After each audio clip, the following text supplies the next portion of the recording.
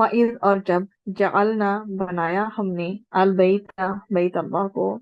مثابتاً کیا لوٹنے کی جگہ للناسی لوگوں کے لیے وامن اور امن کی جگہ واتخذوا اور بنا لو من مقام ابراہیم مقام ابراہیم کو مصلی جائے نماز وعہدنا اور عہد لیا ہم نے الی طرف ابراہیم علیہ السلام سے مطلب ابراہیم علیہ السلام سے و اسماعیل اور اسماعیل علیہ السلام سے ان کے طاہرہ تم دونوں پاک کرو بیتیا میرے گھر کے میرے گھر کو للطائفین کس کے لیے واسطے طواف کرنے والوں کے والعاکفین اور اعتکاف کرنے والوں کے والرکع السجود اور رکوع کرنے والے سجدہ کرنے والوں کے لیے۔ تو یہاں پر بیسیکلی اللہ سبحانہ و تعالیٰ نے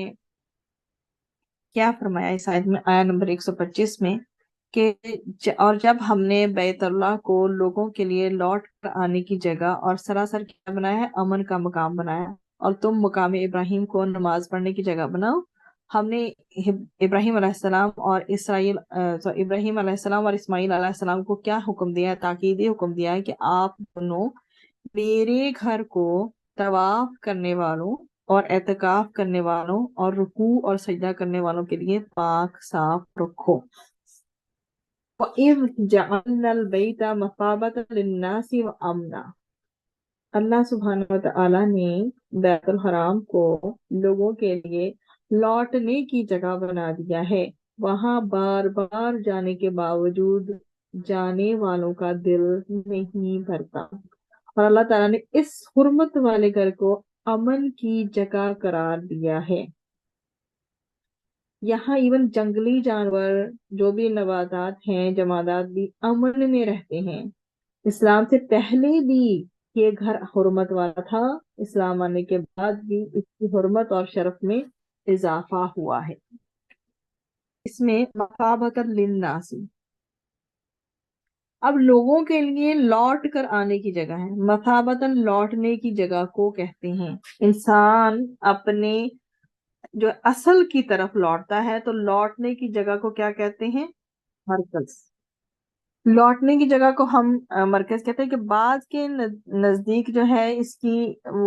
یہ اس میں ذکر کیا تھا اس کی تا زائد ہے اور بعض کے نزدیک یہ مبالغہ کے لیے مطلب اس کے معنی جو ہے لوٹنے کے ہیں، اس لیے مثابہ کے معنی جو ہے جہاں ایسی جگہ ہوتی ہے جہاں آدمی بار بار لوٹ کر جائے،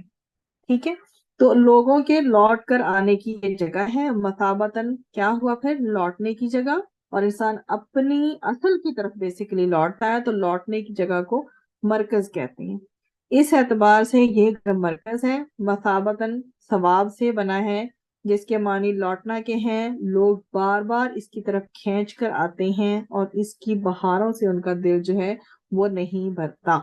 اور اگر آپ امنا کی بات کریں وہ امنا اس میں سیدنا ابن عباس رضی اللہ عنہ کہتے ہیں کہ مومن کے دل میں زیارت خانہ کعبہ کی خواہش جو ہے وہ ہر دم کروٹیں لیتی رہتی ہے۔ ایک بار زیارت کر کے لوگ اپنے گھروں کو لوٹتے ہیں تو دوبارہ زیارت کی خواہش پھر پیدا ہو جاتی ہے اور اس گھر کا جو زائر ہے وہ امن میں ہوتا ہے۔ یہاں تک کہ دور جاہلیت میں آدمی اپنے بھائی یا باپ کے قاتل کو کعبہ کے سامنے پاتا اور اسے کچھ نہیں کہتا تھا، یہ سب حضرت ابراہیم علیہ السلام کی دعا کی برکت تھی کہ یہ امن کی جگہ ہے، یہاں کسی دشمن کا بھی یہاں خوف نہیں رہتا، ٹھیک ہے جی۔ اور حضرت ابراہیم علیہ السلام نے دعا مانگی تھی، اس کا مفہوم بیان کرتی ہوں۔ ابراہیم علیہ السلام کی نام کی جو سورہ ہے قرآن میں سورہ ابراہیم آیا نمبر 37 ہے، کیا ہے ہمارے رب یقیناً میں نے اپنی کچھ اولاد کو تیرے حرمت والے گھر کے پاس اس وادی میں آباد کیا ہے جو کھیتی والی نہیں ہے، اے ہمارے رب تاکہ وہ نماز قائم کریں، سو کچھ لوگوں کے دل ان کی طرف مائل کر دیں اور آپ انہیں پھلوں کا رزق دیں تاکہ وہ شکر ادا کریں۔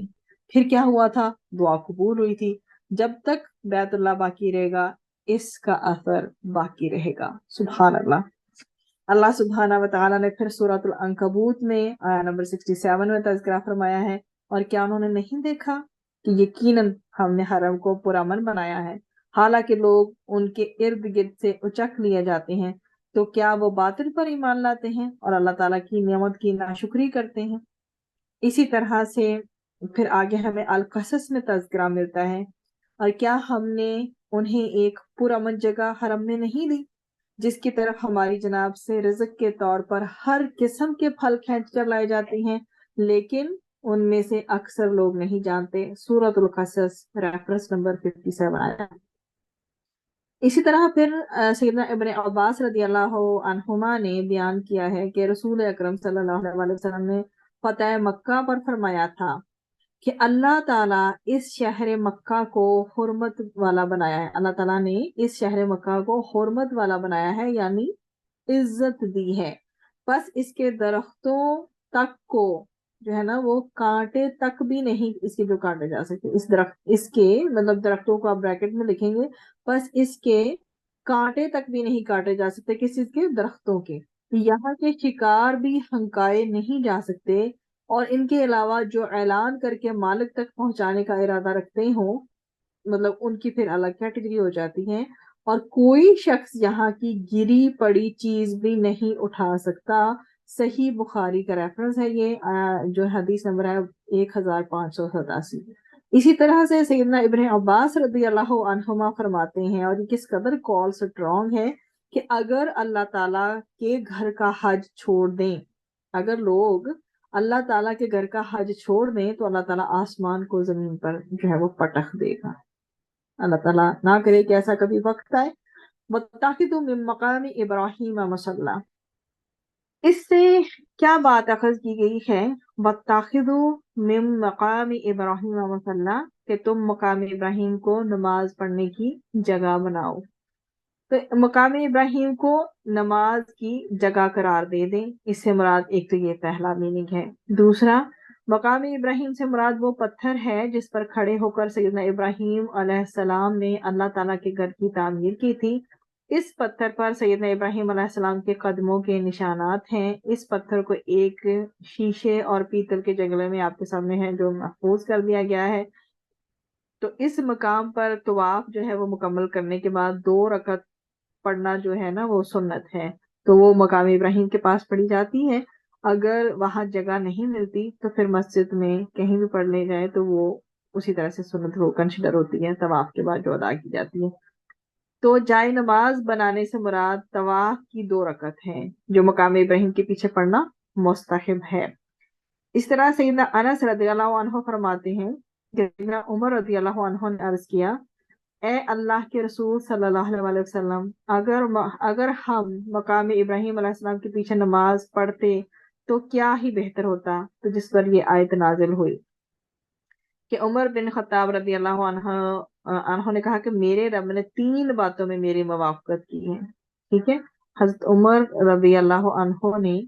فرمایا ہے کہ میرے رب نے 3 باتوں میں میری موافقت کی ہے، کہ میں نے کہا کہ اے اللہ کے رسول صلی اللہ علیہ وسلم، کاش مقام ابراہیم کو آپ نماز پڑھنے کی جگہ بنا دیتے، تو یہ آیت وَاتَّخِذُوا مِن مَّقَامِ إِبْرَاهِيمَ مُصَلًّى نازل ہوئی کہ تم لوگ مقام ابراہیم کو نماز پڑھنے کی جگہ بناؤ، اور یہ بخاری میں آپ کو ریفرنس ملتا ہے 4483۔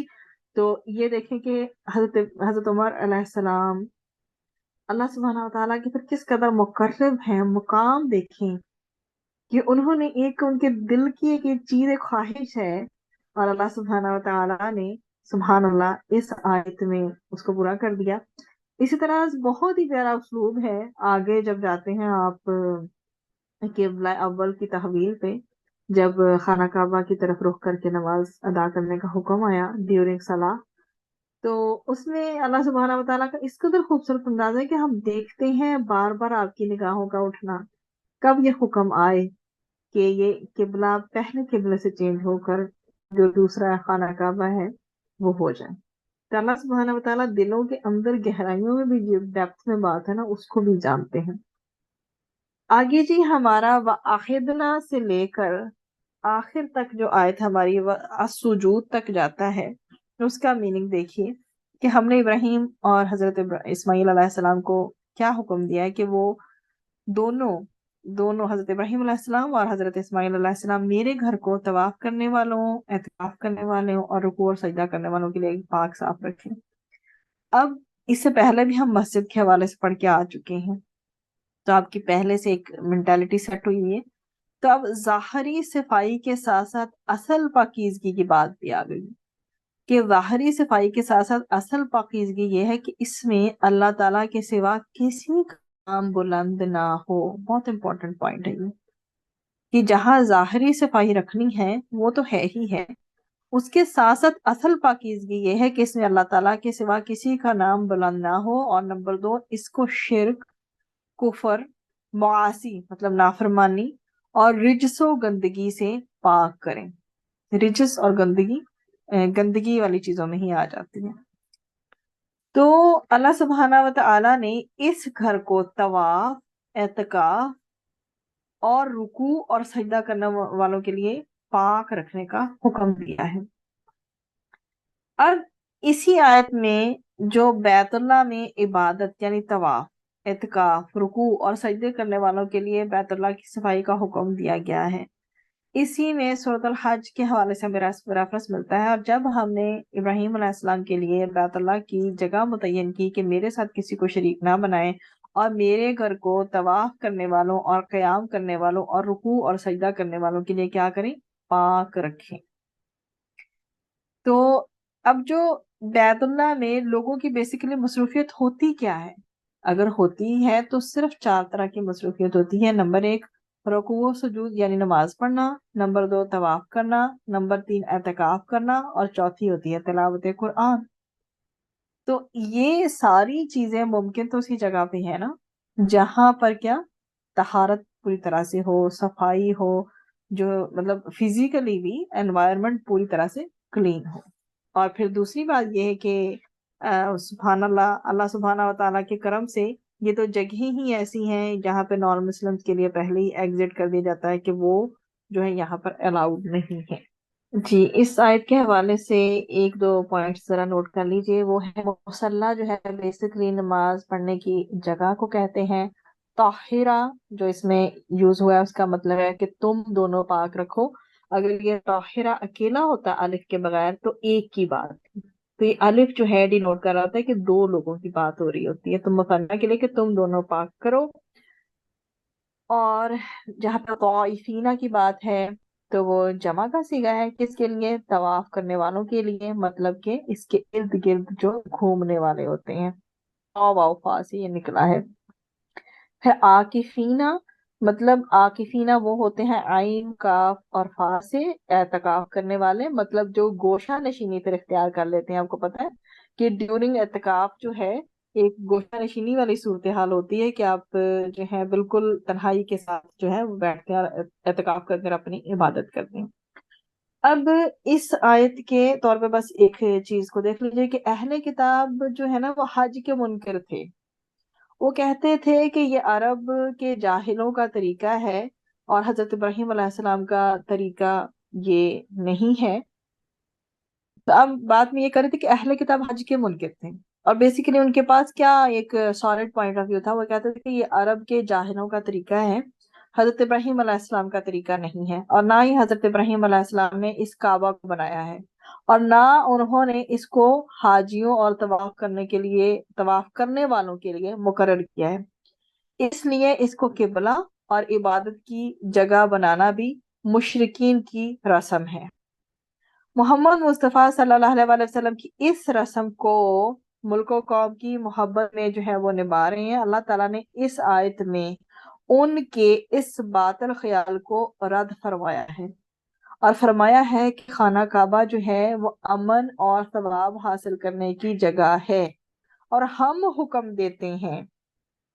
اور مرجع اس کو ہم نے ہی بنایا ہے، اور فرمایا کہ ہم حکم دیتے ہیں کہ سب لوگ مقام ابراہیم کو مصلی بنائیں، یعنی وہاں نماز پڑھیں، اور ہم ہی نے حضرت ابراہیم علیہ السلام اور ان کے بیٹے حضرت اسماعیل علیہ السلام کو بڑی تاکید سے کہا تھا کہ تم میرے اس گھر کو طواف کرنے والوں، اعتکاف کرنے والوں اور نماز پڑھنے والوں کے لیے پاک و صاف رکھنا۔ اس میں مشرکین عرب پر بھی جو ہے وہ اس چیز کا جو ہے بتا دیا گیا ہے کہ تم باوجود اس کے کہ ملت ابراہیمی کی پیروی کرتے ہو اور خانہ کعبہ کی تعظیم بھی کرتے ہو، مگر تمہارا عمل تو ملت ابراہیمی کے خلاف ہے۔ ہم نے تو اس گھر میں نماز، طواف، اعتکاف اور عبادت الہی کا حکم دیا تھا، اور تم نے اس کے اندر بت رکھ کر ان کی پرستش شروع کر دی ہے۔ ہم نے اس کو امن کی جگہ بنایا تھا، اور تم مسلمانوں کو یہاں امن سے نہیں آنے دیتے۔ ہم نے اس کو پاک و صاف رکھنے کا حکم دیا تھا، مگر تم نے اس کے اندر بت رکھ کر اس کو ناپاک بنا رکھا ہے، لہذا تمہارا یہ دعویٰ کہ تم ملت ابراہیمی کی پیروی کرتے ہو صحیح نہیں ہے۔